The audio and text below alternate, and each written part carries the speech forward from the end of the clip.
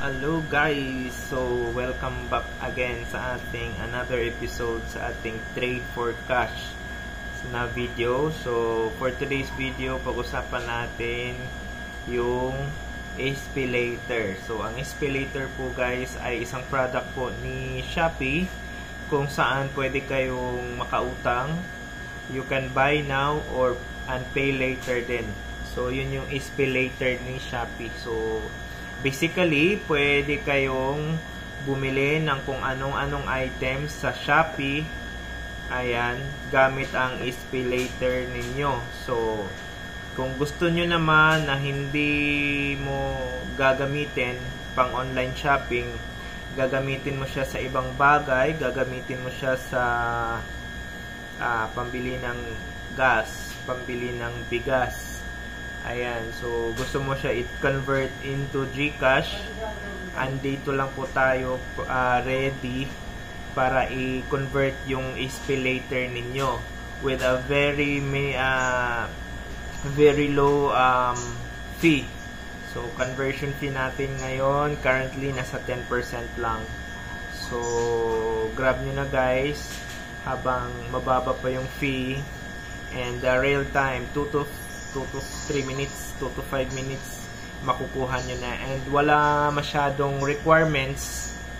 Ang kailangan ko lang is Shopee Pay dashboard and yung SPayLater dashboard, tapos isang valid ID lang, yun lang, tapos diretso na tayo sa conversion and mababayaran na kayo agad. So yun lang, PM lang kayo sa ating Facebook page, Jerome Villa Space Hermosa.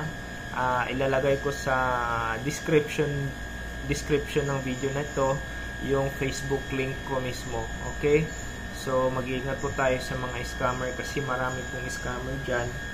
So yun lang guys, PM lang kayo sa magpapakonvert ng SPayLater.